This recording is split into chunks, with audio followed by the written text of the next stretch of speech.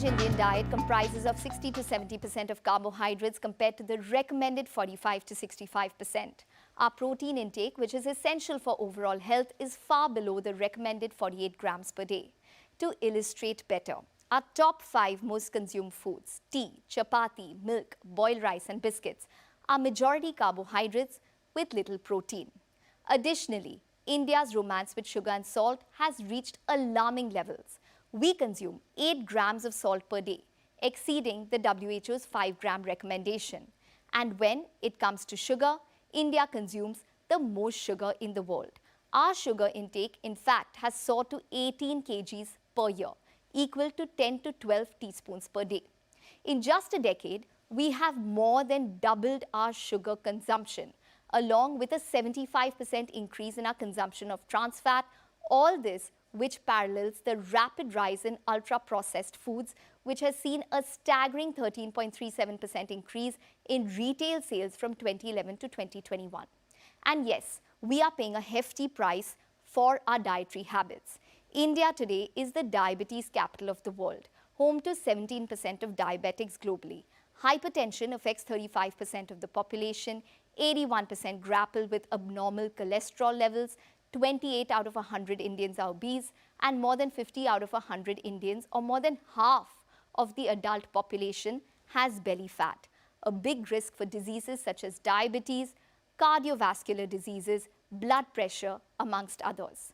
And children are not spared from this nutritional crisis either.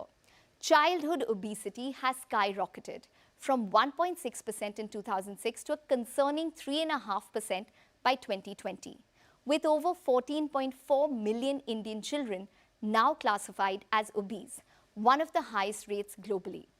As we delve deeper into India's nutritional landscape, we confront the stark reality of poverty and deprivation. Shockingly, over 70% of India cannot afford healthy food, and a staggering 80% suffer from protein deficiency. In this episode of Health Matters, we unravel the complexities of India's dietary habits. Join us as we dissect the what and the how of India's eating patterns with insights from Dr. Aileen Kande and Dr. Vishakha Shivdasani. In part 2 of the show, we will delve into the delicate relationship between food and digestive health, exploring common medical conditions and solutions with Padma Shri Awardee Dr. Amit Maidev. It's all about how you are eating and what you're eating. So a combination of an idli sambar or even a paratha with curds makes that life easier. I see lots and lots of metabolic diseases that come to me. So whether it is obesity, whether it is polycystic ovaries, whether it is dyslipidemias, fatty liver, type 2 diabetes, all of them. And if you're a diabetic, I wouldn't say limit, I would say cut off processed food. Nothing that comes out of a tin, can, bottled, is processed, should be used.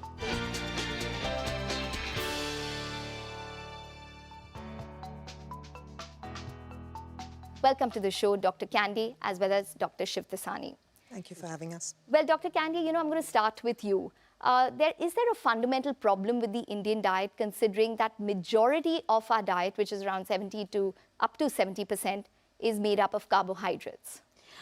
You're correct, Ekta. About 60 to 70% of our diet is consumed as carbohydrates.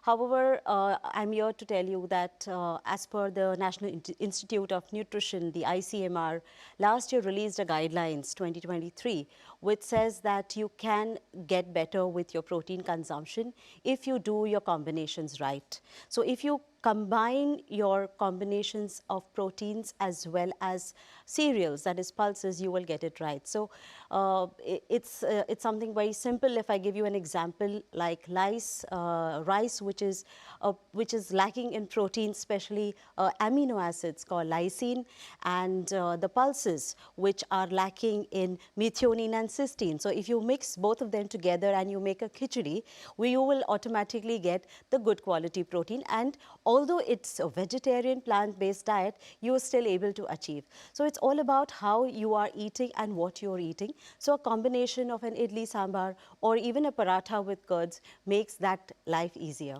Okay, so you're saying that the combination of food is correct to get the protein Yes, into the diet as balance. well. But Dr. Vishaka, what are the key problems that you're seeing in your practice when it comes to nutrition? I see lots and lots of metabolic diseases that come to me. So whether it is obesity, whether it is polycystic ovaries, whether it is dyslipidemias, fatty liver, type 2 diabetes, all of them. So I've been seeing this for a long time, but the sad thing is now we're seeing it in much younger age groups. So we're seeing kids who come with it. And that really tells you what the future is going to be. So I think that needs to be addressed, and that's really sad. Or the other thing I'm seeing post-COVID is that the cases of autoimmune conditions, especially gut-related autoimmune conditions, whether it's irritable bowel syndrome or their manifestations, whether it is psoriasis, rheumatoid arthritis, they have hugely surged post-COVID. Well, I'm just going to come to kids now because there is a contrary which is taking place in India. One is that kids are malnourished, and secondly, kids are becoming more obese in the country. First, let's start with malnourishment. How would you define malnourishment in a child? And can kids who can afford healthy food still be malnourished? Yes, of course, that's absolutely a very valid question. As on today, we do get kids on both the sides of the gamut, and we say kids who are undernourished, that's because they do not get enough of the good quality nutrients. When we talk about good quality nutrients, we're talking about good quality proteins, good quality carbs, and the fats.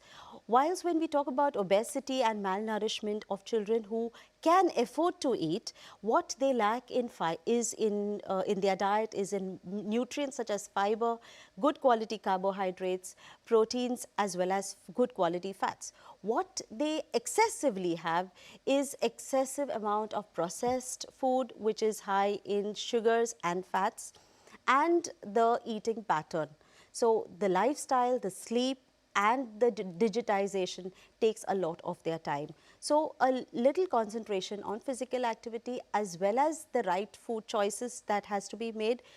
It's difficult for people who have working parents, who don't have time to cook food, and they have to rely on outside food for their preparations. But I think with a little bit of menu planning and a foresight into what the family is eating makes a lot of difference to families who are able to now choose the right food for their children, especially in the tiffin boxes. Okay. What is the connection between processed food and obesity in kids today?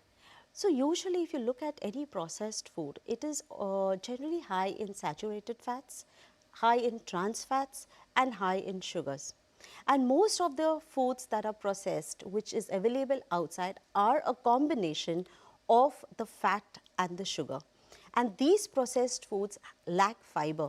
So they have very little nutrition value in terms of vitamins, minerals, and the phytonutrients, which is the fiber and the proteins. So the combination of, even if you look at a protein food that is available outside, it is always combined with a fat. So it's always converted into a fat processed food.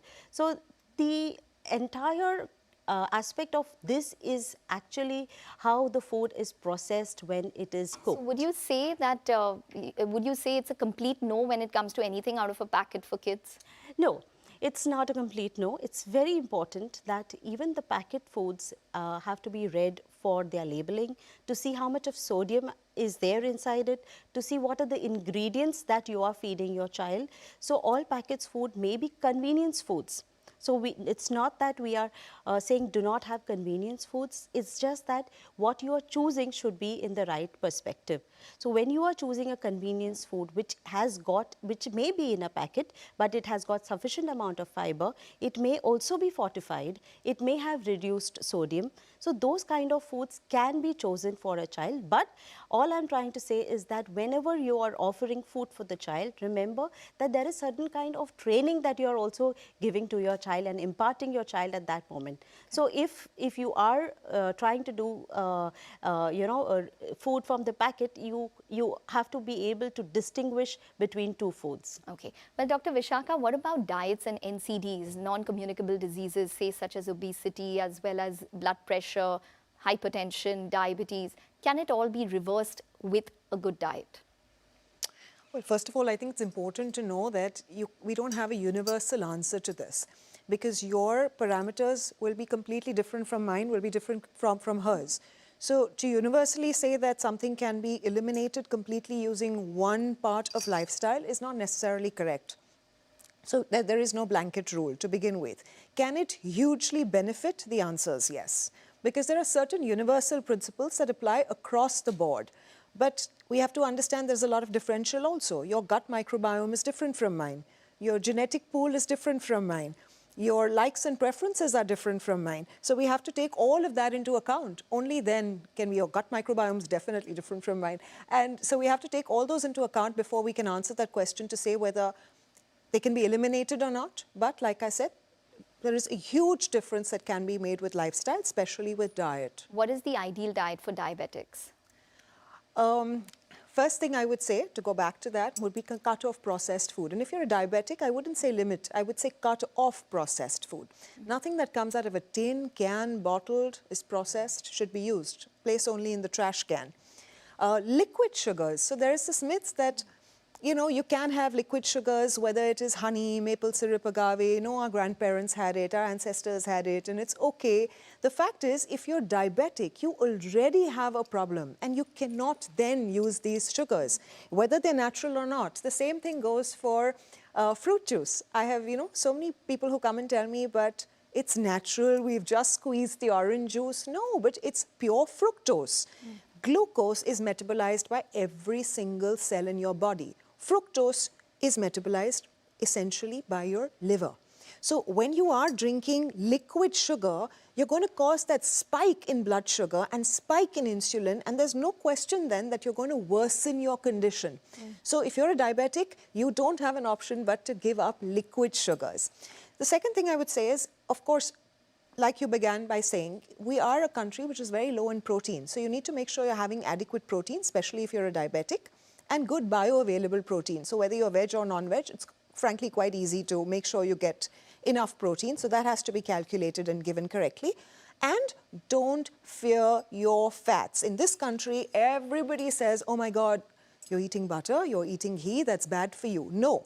Eliminate the pro-inflammatory fats, the omega-6 and 9 fat. Those will kill you. Those are the ones you need to be fearful from. These oils have to be eliminated. Use good fat. Use ghee. Use olive oil. You don't need to use avocado oil, which is prohibitively expensive. You can use mustard oil as one of the only seed oils that actually is good for you. So you can use that. But whether you're a diabetic or not, why is fat so important, especially if you're a diabetic?